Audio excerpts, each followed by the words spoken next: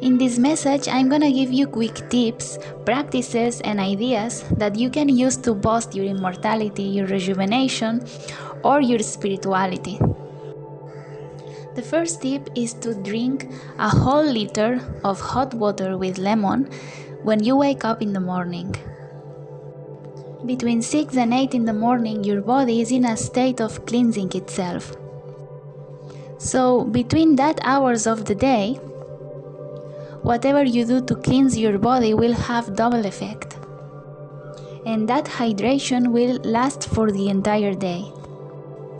If you can boil that water for at least 15 minutes, that water will have some negative ions which will help absorb all the toxins which are deeply rooted in your body. So it's a good practice to clean all the pollution out of your system if you live in a city. Or even chemicals which are stored in your body from things that you ate even years ago.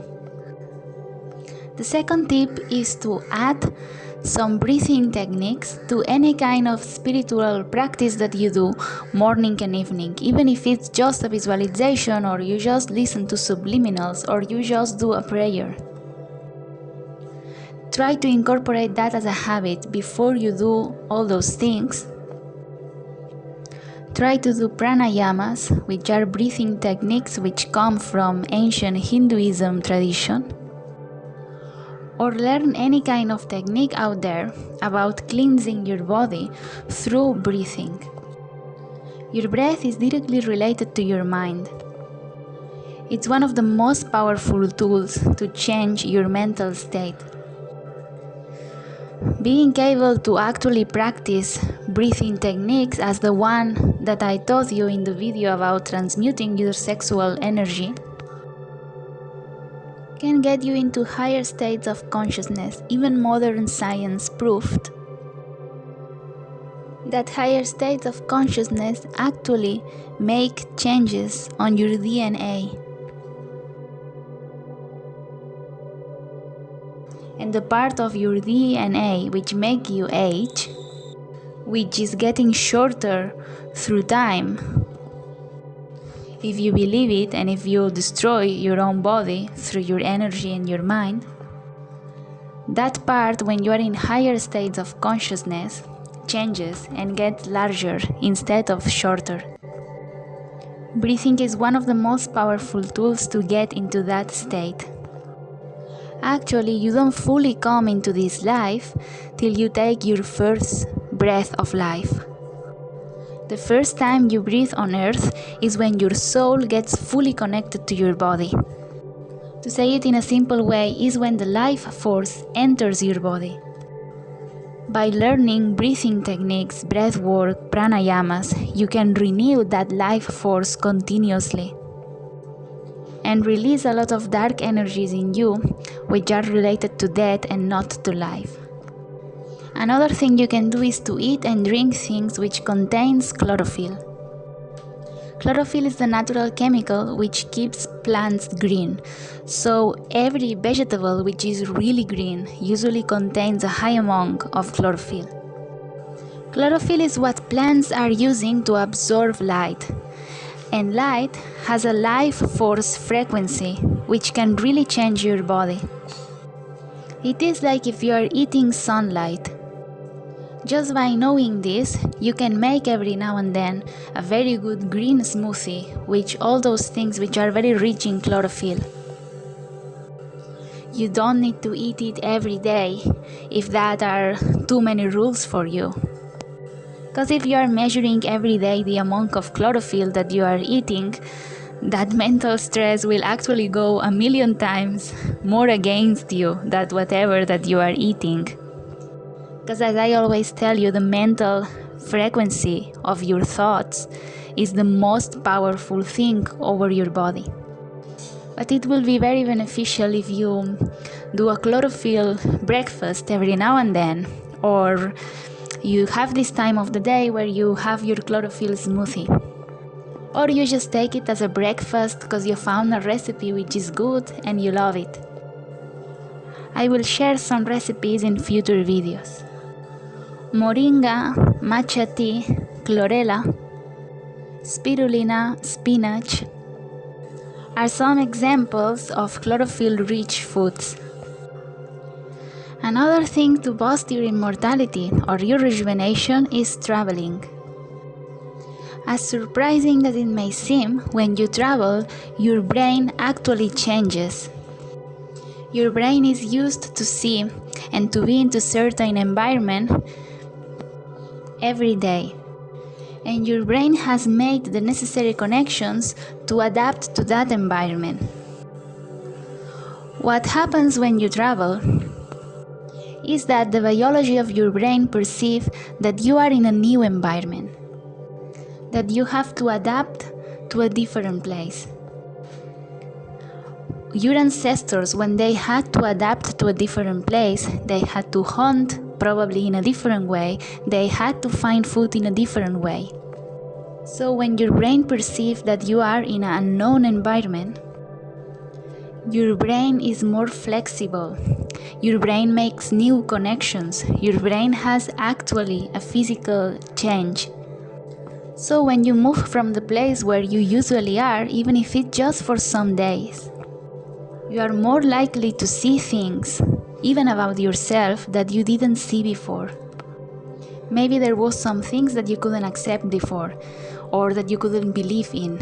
And suddenly when you travel, you see that you are understanding things that you didn't understand before.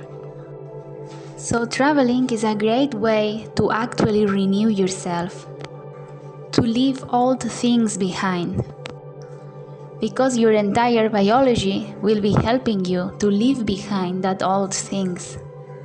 And renewing yourself psychologically and emotionally, and being able to get into a new stage of your life, it's a key thing for immortality, as you know, death is actually nothing else than a big renewal.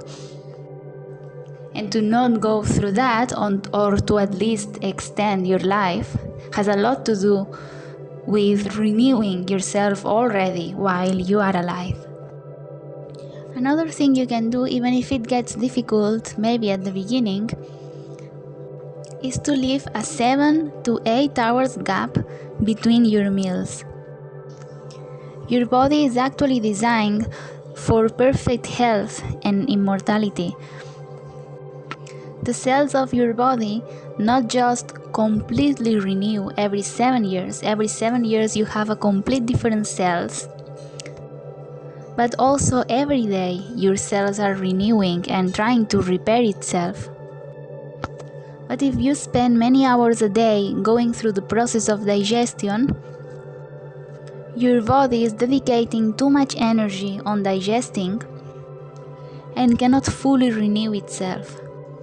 So if you are a kid, it's different because your body is growing and has an extra power to renew itself. But if you are already an adult, even if you are a very young adult, your cells actually need that your body stops digesting for some time so they can renew themselves. You can try to do it and see how you feel like having just 2 meals a day. Maybe having a late breakfast at 10 or at 11 and having an early dinner at 6 or at 7. If it's too much for you, you can drink juices. You can drink pomegranate juice, you can drink carrot juice, or you can drink any kind of juice which is very energetic, so like this you won't be hungry. You may feel that you need sugar or that you go through sugar ups and downs, but this is because probably your body, if you are not used to that, is used to these sugar ups and downs because you're having a lot of meals during the day. Some people, they even have 5 little meals. But if you change that habit, your body will adjust to something which is actually much more natural and much more helpful for your body. Another thing is having baths anywhere in the nature. It can be a lake, it can be the sea. As I told you in another messages, water has one of the highest vibrations, as it's one of the closest things to the creation, to the divine force of creation. So getting your full body inside the places where naturally there is water will elevate the frequency of your body. And remember that anything which elevates your frequency actually makes you closer to immortality. Immortality is nothing else than the realization of your soul, is nothing else than getting to your true divine state. So any kind of spiritual practice, or simply any kind of thing which makes you happy, will actually bring you closer to immortality and to rejuvenation.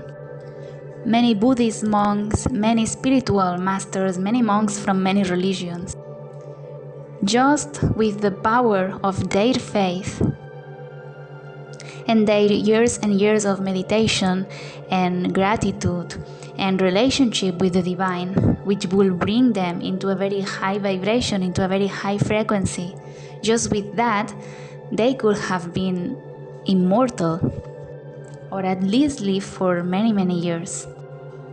If it wasn't for this misconception of meeting God once you die. So anything which elevates your frequency, anything which makes you happy, anything which makes you experience things which are related to a high frequency, things like love, compassion, forgiveness, all those things which somehow in the depths of any religion on earth are related to the divine, all those things will boost your immortality. So speaking about that, another thing that you can do to really boost your immortality and your rejuvenation is to pray for others.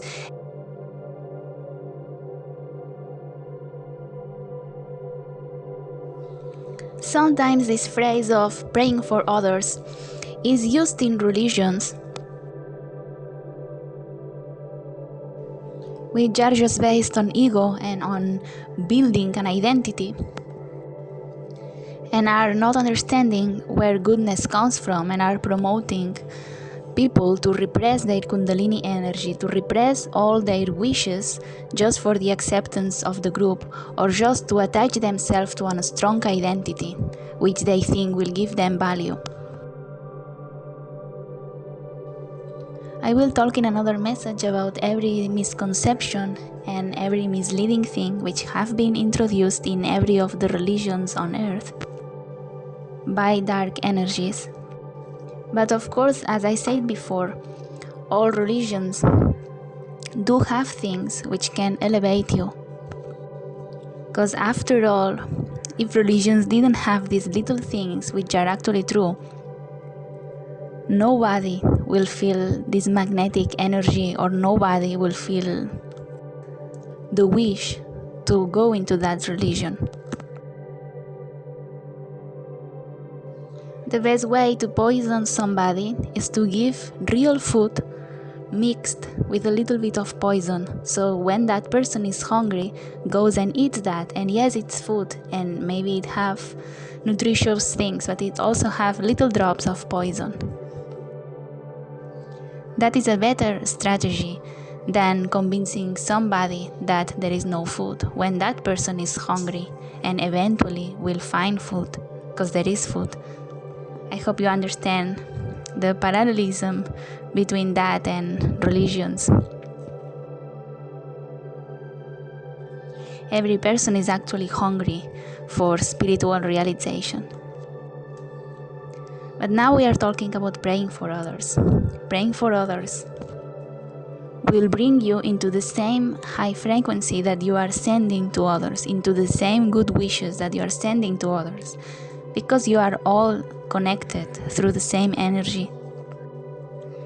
Praying for others actually helps you detach yourself from all the wounds you may have. Even praying for your worst enemies is actually the best healing recipe, because it takes you away from the victim position and you understand that you have much more power than somebody who is just hurting others or who hurted you. By praying for others, you are bringing light and enhancing that same light in you. That light which will bring you to your natural divine pattern on your physical body also. Don't do it like something that you have to do, or like something that you have to show to others.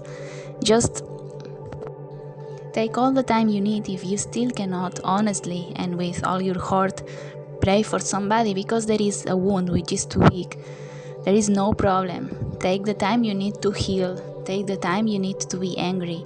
But just know that being able to pray for that person should be your final destination.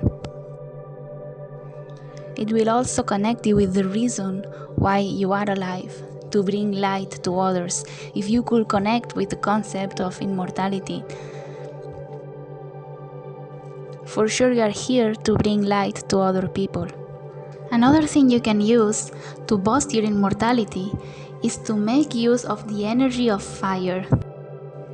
Actually, all the energies which are related to the creation, which are related to the 4 elements of creation, air, earth, fire and water, are gonna help you to renew the life force in you. I will teach you in future messages how to do all those practices. But about the fire practice, you have to be close to a fire. You have to make a little fire, which is 1 meter close from you. Don't go too close to not get hurted. Having an actual fire next to you has an energy which renews the life force, which makes your body alive. It's as simple as that. You just need to have a fire close to you and to feel how that fire is burning everything which is dark in you, every old wound, everything that you want to renew is getting burned in that fire. The energy of purification that fire has is immense. You can also write down some of the bad experiences that you want to leave behind and burn it in the fire, and that will have a huge psychological and energetic effect on you. Sometimes big fires happen in nature, and it is not by chance. It is because, even if it's a sad thing, the energies on earth are desperate for renewal.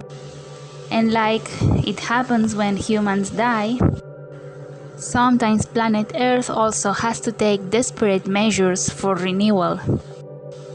Measures which won't be necessary in future eras when the energies are better. Another thing you can do is to take care of your pineal gland. I'm sure you know already that your pineal gland is that part of your body where your soul and your body get united. It's called the gland of spirituality, and it will be growing and growing as human race is evolving. Actually, it was already much bigger in the humans which were living in the era of Atlantis centuries ago, and it will come back to that state. The pineal gland is the proof that the aging process actually has to do with your own energy and with your spiritual state. Because every single thing which is good for your pineal gland is also good for the aging process, for not going through the aging process. And the pineal gland, and that is already studied by modern science, has a major role in the aging process, and it releases all the hormones which make you not age, or which makes you age. So to say it in a simple way, the same gland which is releasing the most powerful anti-aging medicine and the most powerful youthful hormones is the same gland which gets activated when you pray and when you meditate, or when you are in the nature, or when you experience true human connection with somebody. You can make research about how to activate the pineal gland, but it's actually quite simple. It's just about everything which takes you away from your natural state in all ways, in a physical way and also in a spiritual way, will decrease that gland, and everything which connects you to your true nature physically and spiritually will enhance that gland, will enhance how that gland is working, how well that gland is working. I'm not saying people who go through the aging process are not spiritual. They may be really spiritual, but it's their own belief that made them go through that process, or maybe they didn't heal emotionally enough, or there may be a lot of other reasons. But even without them knowing about it, you will see that people who went through the aging process but who somehow had a spiritual life, which have nothing to do with religion, but somebody who could actually love, somebody who could be connected to higher frequencies, maybe is just somebody who is not recognized as spiritual by others, maybe is just an artist, maybe just a person who goes party all the time and nobody will call that person spiritual, but that person have for real good wishes for other people that person could heal, and that person could somehow be connected to life and to spiritual light even without knowing it. And you will see around you how that person is also physically less deteriorated than other people. But here I want to tell you how to physically take care of your pineal gland. A very important thing is to be in the sunlight. Because of how Earth have been abused and have been taken away from its natural state and its natural balance, sun can harm you right now in this time of evolution. But of course it's not meant to be like that. It's all a result of a big imbalance in nature. But even if the sun can harm you, still it has the natural energy of life that you need. You don't need to burn your skin, but it's very important to activate your pineal gland that the top of your head gets sunlight. It's also important that your eyes get sunlight. Many people, they stare at a computer in their jobs for many hours, and it's important that you go and you expose your eyes to the sunlight just by looking at the nature in a sunny day. And it's very beneficial for your pineal gland if you can stare at the sun. Of course, don't do that at the beginning if you are not used to it, because it can really harm your eyes. But you can start practicing just by looking at the sunset. Just look at the sun when the sun is almost gone and you just see that pink light. Looking at that activates your pineal gland, which at the same time helps you to activate the anti-aging hormones. So it all reduces to everything which evokes something beautiful, something divine, probably will actually help you to be in your best physical state and spiritual state, which actually goes together. So even if you use sunscreen, try to have some moment in the day where you actually are under the sun, just exposing your eyes to sunlight outside and exposing the top of your head and just feeling this life energy of the sun. Be very careful also about how much time you spend in a computer or in a phone. The blue light of your smartphone and of your computer actually decreases some component which is called melatonin. Melatonin is something essential for your pineal gland. People who are obliged to look at a computer for many hours, they don't go through the aging process faster, but one curious fact is that most of them, they develop white hair in a very young age. Even if they look young, they do have white hair, and it's strange. It's because that component, melatonin, is actually related to melanin, which is what makes your hair have color.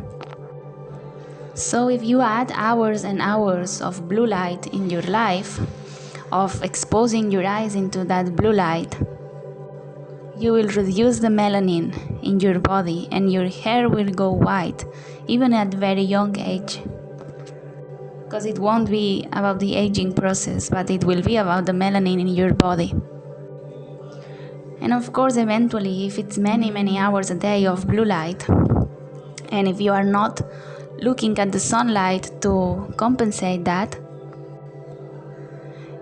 that will not be beneficial at all for your pineal gland. It doesn't mean you cannot do anything about it, because as I always tell you, your emotions, your spiritual progress will be always stronger than anything else you do, even than the habits that you have in your life. But try to do as much as you can to not spend many hours looking at the blue light and to spend more hours looking at sunlight. And I know that may be hard to do, but coffee actually harms the pineal gland also. So if you can, instead of drinking coffee, drink green tea, which is much better, or just drink herbal tea, or find a way to at least reduce your coffee consumption. That will be very helpful. It will also be very helpful if you can get in your house a water purifier. Not an average one, but one which takes away the fluoride on your water. Also, try to have a fluoride-free toothpaste. It's nothing new, and it has been said many times before that fluoride is a component which calcifies and which decreases the well-being of your pineal gland. And that's the reason why water is poisoned with fluoride, because it eventually decreases the creativity of people, it decreases the ability to think by yourself, it decreases your spiritual perception. So don't be too afraid of it, because again, the frequency of fear will be 100 times more harmful than the fluoride you may find in water. Sometimes if you are traveling, it will be difficult to get water which is actually purified from fluoride. Or maybe you cannot afford to buy a water purifier. But you can do things like, for example, buying a bottle which helps a little bit remove the fluoride from water. I'm just telling you this for you to be aware of this and to try to do something if you can.